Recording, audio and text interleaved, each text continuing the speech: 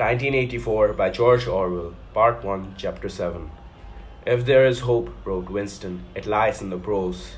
If there was hope, it must lie in the prose, because only there in those swarming disregarded masses, 85% of the population of Oceania, could the force to destroy the party ever be generated.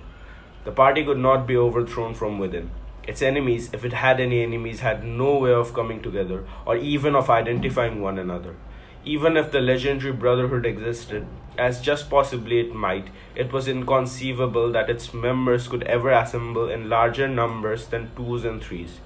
Rebellion meant to look in the eyes, an inflection of the voice, at the most an occasional whispered word. But the proles, if only they could somehow become conscious of their own strength, would have no need to conspire. They only needed to rise and shake themselves like a horse shaking of flies. If they chose, they could blow the party to pieces tomorrow morning. Surely sooner or later it must occur to them to do it. And yet, he remembered how once he had been walking down a crowded street when a tremendous shout of hundreds of voices, women's voices, had burst from a side street, a little way ahead. It was a great formidable cry of anger and despair.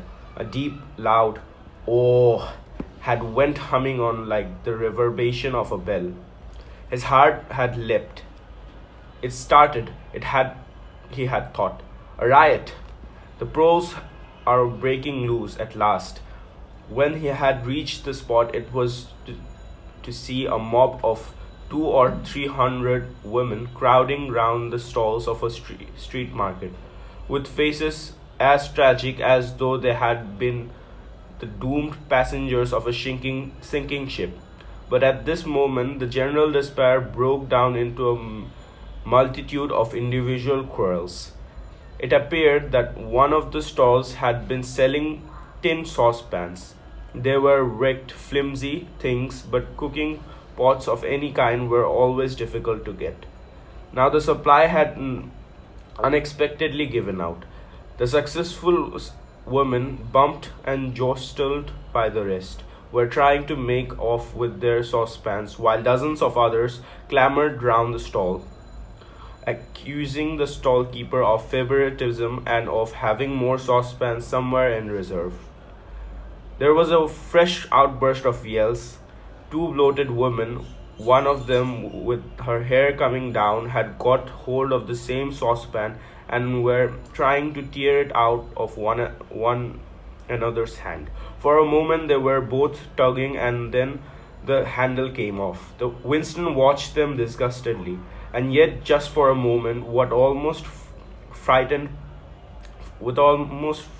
power had sounded in that cry from only a few hundred of throats. Why was it that they could never shout like that about anything that mattered? He wrote. Until they become conscious, they will never rebel, and until after they have rebelled, they cannot become conscious. That, he reflected, might almost have been a transcript from one of the party's textbooks. The party claimed, of course, to have liberated the pros from bondage. Before the revolution, they had been hideously oppressed by the capitalists. They had been starved and flogged. Women had been forced to work in the coal mines. Women still did work in the coal mines, as a matter of fact. Children had been sold into the factories at the age of 6, but simultaneously, true to the principles of doublethink, the party thought that the pros were natural inferiors who must be kept in subjection like animals by the application of a few simple rules.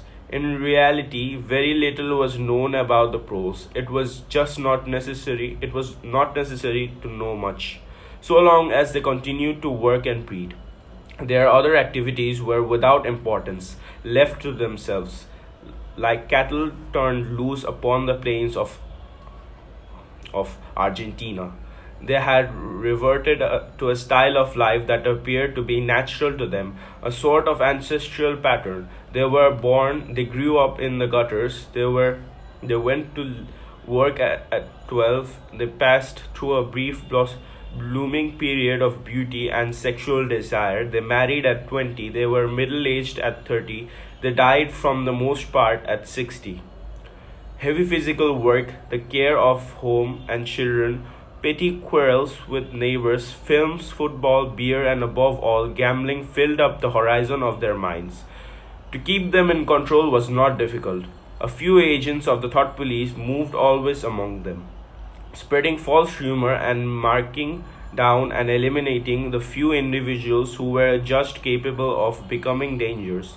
But no attempt was made to indoctrinate them with the ideology of the party. It was not desirable that the pros should have strong political feelings. All that was required of them was a primitive patriotism which could be appealed to whenever it was necessary to make them accept longer working hours or shorter rations. And even when they became discontented, as they sometimes did, their discontent led to nowhere, because being without general ideas, they could only focus it on pities of specific grievance. The larger evil variably escaped their notice. The great majority of pros did not even have telescreens in their homes. Even the civil police interfered with them very little. There was a vast amount of criminality in London, a whole world within a world of thieves, bandits, prostitutes, drugs, peddlers, and racketeers of every description. But since it all happened among the pros themselves, it was of no importance. In all question of morals, they were allowed to follow their ancestral code. The sexual puritanism of the party was not imposed upon them. Promiscuity went unpunished. Divorce was permitted. For that matter, even religious worship would have been permitted if the pros had shown any sign of needing or wanting it. They were beneath suspicion. As the party slogan put it, pros and animals are free. Winston reached down and continuously scratched his varicose ulcer. It had begun itching again. The thing you invariably came back to was the impossibility of knowing what life before the revolution had really been like. He took out of the drawer a copy of a children's history textbook which had been borrowed from Mrs. Parsons, and began copying a passage into the diary. In the old days, it ran, before the glorious revolution, London was not the beautiful city that we know today. It was a dark, dirty, miserable place where hardly anybody had enough to eat, and where hundreds and thousands of poor people had no boots on their feet and not even a roof to sleep under. Children no older than you had to work 12 hours a day for cruel masters who flogged them with whips if they worked too slowly, and fed them on nothing but stale bread crusts and water. But in among all this terrible poverty, there were just a few great big beautiful houses that were lived by rich men who had as many as 30 servants to look after them. These rich men were called capitalists. They were fat, ugly men with wicked faces like the ones in the picture of the opposite page. You can see that he is dressed in a long black coat, which was called a frack coat, and a queer, shiny hat shaped like a stovepipe, which was called a top hat. This was the uniform of the capitalists, and no one else was allowed to wear it. The capitalists owned everything in the world, and everyone else was their slave. They owned all the land and all the houses, all the factories, and all the money. If anyone disobeyed them, they could throw them into prisons, or they could take his job away and starve him to death. When any ordinary person spoke to a capitalist, he had to cringe and bow down to him and take off his cap and address him as Sir.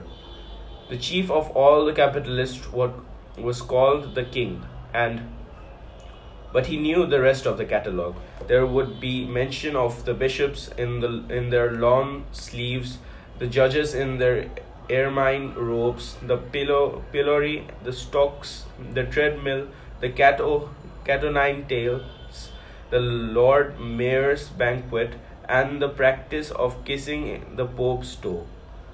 There was also something called the just prime noctis, which would probably not be mentioned in a textbook for children. It was the law by which every capitalist had the right to sleep with any woman working in one of his factories. How could you tell how much of it was lies? It might be true that the average human being was better off now than he had been before the revolution. The only evidence of the contrary was the mute protest in your own bones, the, the instinctive feeling that the condition you lived in were intolerable and that at some other time they must have been different. It sucks.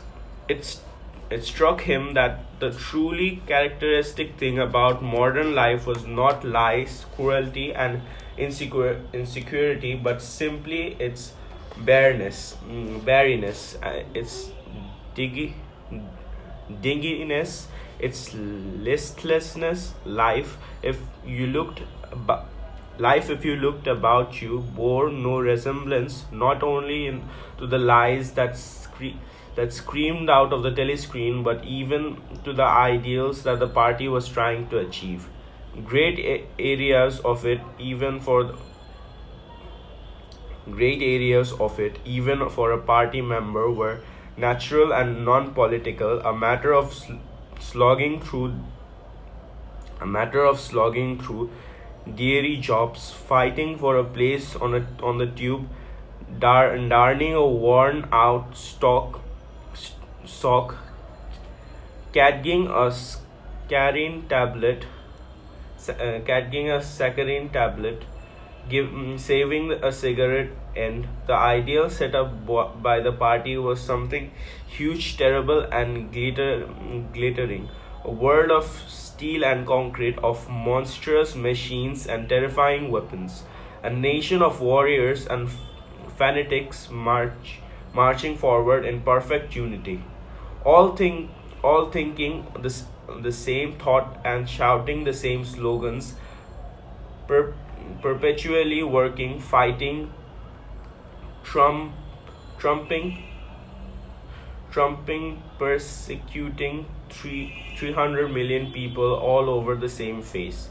The reality was decaying. Dingy cities were underfed. People suffered to and fro in leaky shoes, in patched up 19th century houses that smelt always of boiled cabbage and bad lavatories. He seemed to see a vision of London, vast and ruinous city of a million dustbins, and mixed up with it was a picture of Mrs. Parsons, a woman with lined face and wispy hair, fiddling helplessly with a blocked waste pipe. He reached down and scratched his ankle again. Day and night, the telescreen burst your ears with statistics proving that people today had more food, more clothes, better houses, better recreations, that they lived longer, worked shorter hours, were bigger, healthier, stronger, happier, more intelligent, better educated than the people of the 50 50 years ago. Not a word of it could could ever be proven or disproved. The party claimed, for example, that today 40% of adult pros were literate. Before the revolution, it was said the number had only been 15%. The party claimed that the infant mortality rate was now only 160 per thousand, whereas before the revolution it had been 300, and so it went on. It was like a single equation with two unknowns. It might very well be that literally every word in the books, even the things that one accepted without question, was pure fantasy. For all he knew, there might never have been any such law as the just prime noctis, or any such creature as a capitalist, or any such garment as a top hat. Everything faded into mist. The past was erased. The eraser was forgotten. The lie became truth. Just once in his life he had possessed after the event that was what continued, concrete, unmistakable evidence of an act of falsification. He had held it between his fingers for as long as 30 seconds. In 1973, it must have been. At any rate, it was at about the time when he and Catherine had parted. But the relevant date was 7 or 8 years earlier. The story really began in the middle 60s, the period of the Great Purges, in which the original leaders of the revolution were wiped out once and for all. By 1970, none of them was left except Big Brother himself. All the rest had by that time been exposed as traitors and counter revolutionaries. Goldstein had fled and was hiding no one knew where, and one of the others, a few, had simply disappeared, while the majority had been executed after spectacular public trials at which they made confession of the crimes. Among the last survivors were three men named Jones, Aronson, and Ruth Rutherford.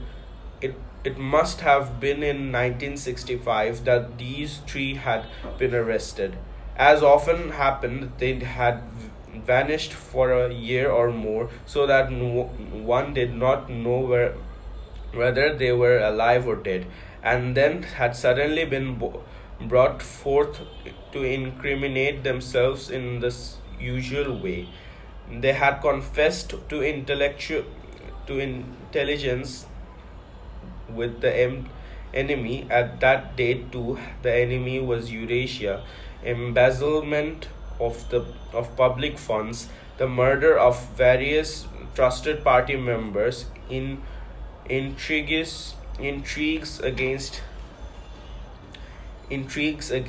the leadership of Big Brother, which had stretched long before the revolution happened, and acts of sabotage causing the death of hundreds of thousands of people. After confessing of these things, they had been pardoned, reinstated in the party, and given posts which was in fact sinecures, but which sounded important. All three had written long, abject articles in the Times analyzing the reason for their defection and promising to make amends. Sometimes after their release, Winston had actually seen all three of them in the Chestnut Tree Cafe. He remembered the sort of terrified fascination with which he had watched them out of the corner of his eyes.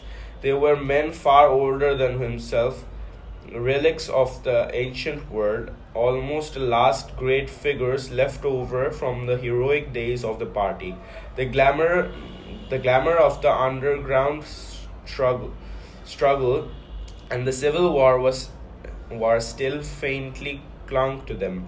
He had the feeling, though already at that time facts and dates were growing blurry. facts and dates were growing blurry, that he had known their names years earlier than he had known that of Big Brother, but also they were outlaws, enemies, untouchables, doomed with absolute certainty to extinction within a year or two. No one who had once fallen into the hands of the thought police ever escaped in the end.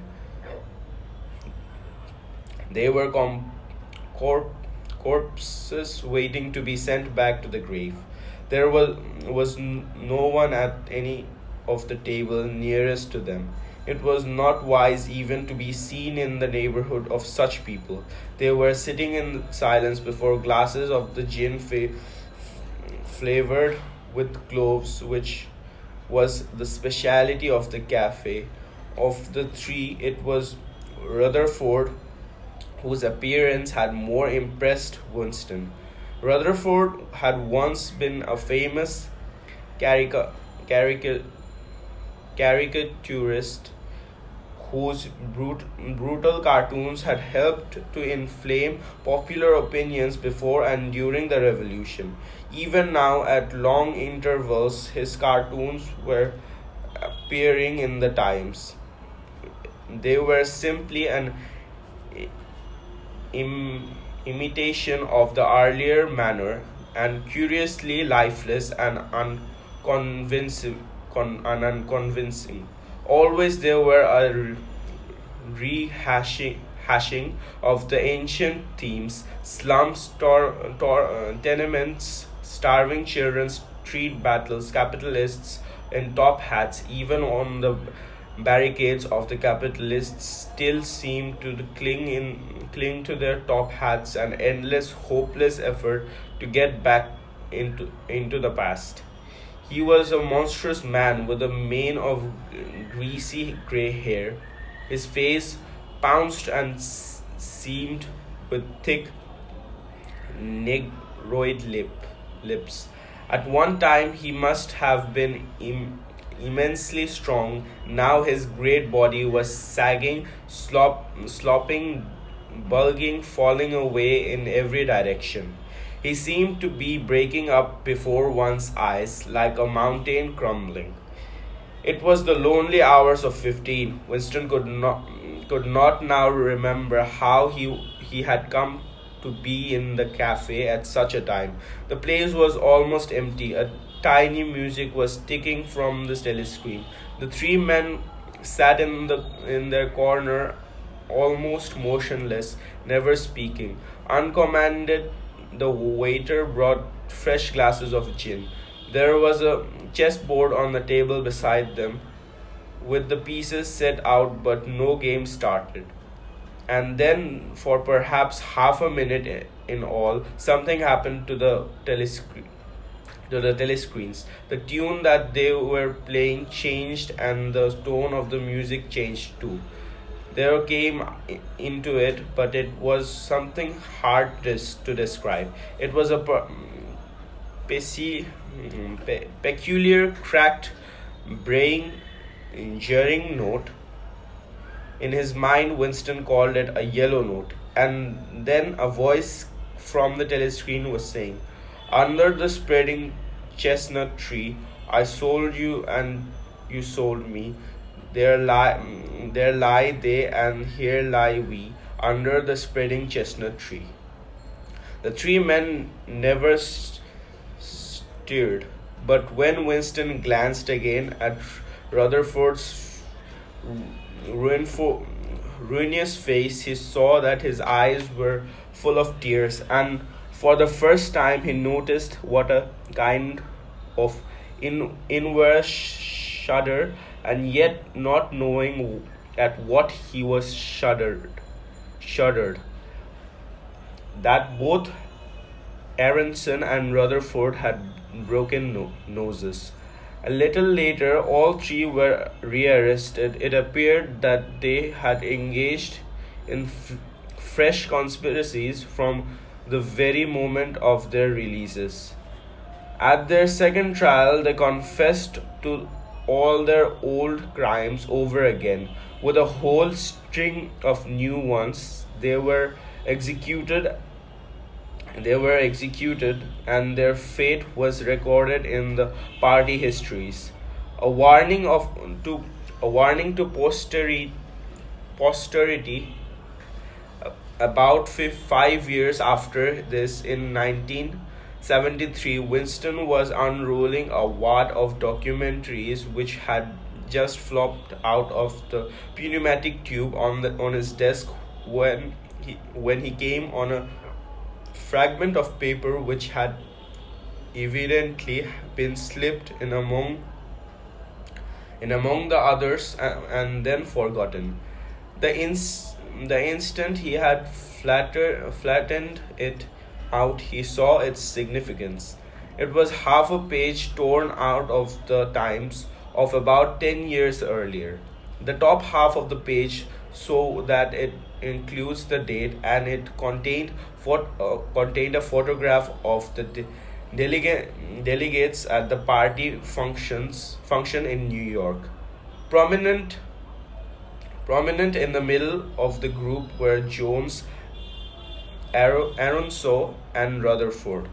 There was no mistaking them. In any case, their names were in the caption at the bottom. The point was that at both trials, all three men had confessed that on that date they had been on Eurasian soil.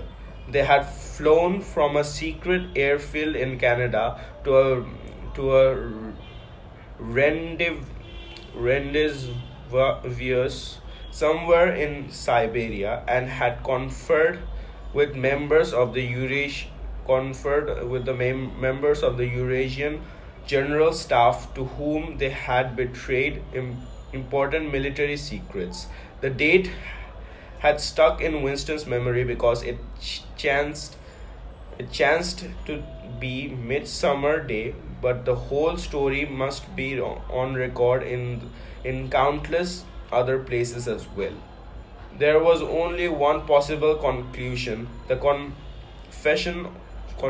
confessions were lies. Of course, this was not in itself a discovery. Even at that time, Winston had not imagined that the people who were wiped out of the Burgess had actually committed the crimes that they were accused of. But this was concrete evidence. It was a fragment of the abolished past, and like a fossil bone which turned up in the wrong stratum and destroys a geological theory. It was enough to blow the party to atoms if in some way it could have been published in the world and its significance made known. He had gone straight on working. As soon as he saw what the photograph was and what it meant, he had covered it up with another sheet of paper. Likely, when he unrolled it, it had been upside down, and the point of view of the telescreen. Upside down from the point of view of the telescreen. He took his scribbling pad on his knee and pushed back his chair so as to get as far away from the telescreen as possible. To keep your face expressionless was not difficult, and even your breathing could be controlled with an effort, but you could not control the beating of your heart, and the telescreen was quite delicate enough to pick it up. He had let what he judged to be 10 minutes go by, tormented all the while by the fear that, for instance, would betray him. Then, without uncovering it again, he dropped the photograph into the memory hole along with some other waste papers.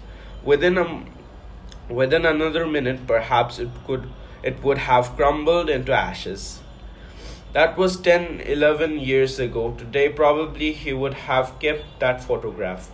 It was curious that the fact of having held it in his fingers seemed to him to make a difference even now, when the photograph itself, as well as the event it recorded, was only memory. Was the party's hold upon the past less strong?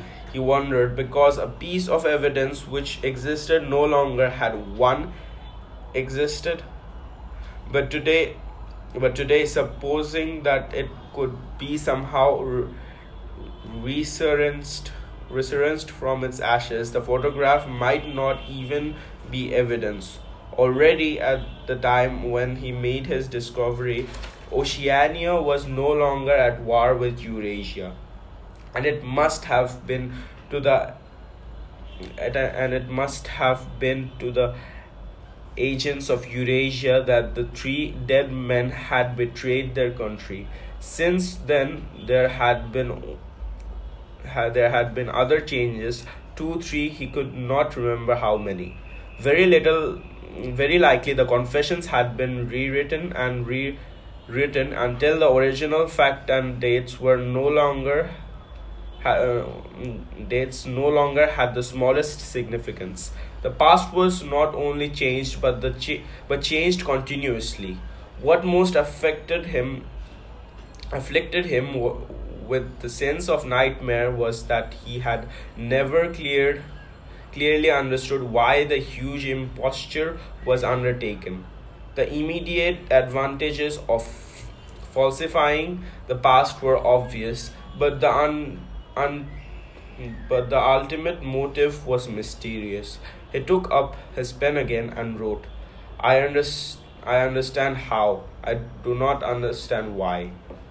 He wondered, as he had many times wondered before, whether he himself was a lunatic. Perhaps a lunatic was simply a minority of one. At one time, it had been a sign of madness to believe that the earth goes round the sun. Today, to believe that the past is inalterable. He might be alone in holding that belief, and if alone, then a lunatic. But the thought of being a lunatic did not greatly trouble him. The horror was that he might also be wrong.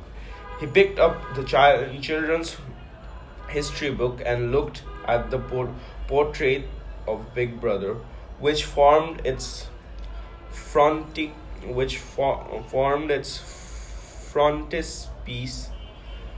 The hypnotic eyes gazed into his own.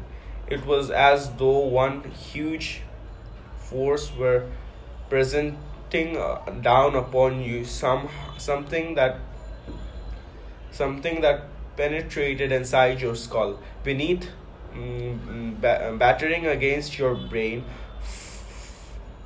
frightening you out of your beliefs, persuading you almost to deny the evidence of your senses. In the end, the party would announce that 2 and 2 made 5, and you would have to believe it. It was inevitable that they should make that claim. Sooner or later, the logic of their position demanded it. Not merely the validity of experience, but the very existence of external reality was tactically denied by their philosophy. The heresy of heresies was common sense. And what was terrifying was not that they would kill you for thinking otherwise, but that they might be right. For after all, how do we know that 2 and 2 makes 4, or that the force of gravity works, or that the past is unchangeable? If both the past and the external world exist only in the mind, and if the mind itself is controllable, what then? But no, his courage seemed suddenly to stiffen of its own accord. The face of O'Brien, not called up by any obvious association, had floated into his mind. He knew with more certainty than before that O'Brien was on his side. He was writing the diary for O'Brien to O'Brien. It was like an interminable letter which no one would ever read, but which was addressed to a particular person and took its color from that fact. The party told you to reject the evidence of your eyes and ears. It was their final, most essential command. His heart sank as he thought of the enormous power arrayed against him. The ease with which the party intellectual would overthrow him in debate, subtle arguments which he would not be able to understand, much less answer. And yet he was in the right. They were wrong and he was right. The silly and true had got to be defended. Truisms are true. Hold on to that. The solid world existed. Its laws do not change. Stones are hard, water is wet. Objects unsupported fall towards the earth's center. With the feeling that he was speaking to O'Brien, and also that he was setting forth an important axiom, he wrote, "Freedom is the freedom to say that 2 plus 2 makes 4. If that is granted, all else follows." End of chapter 7.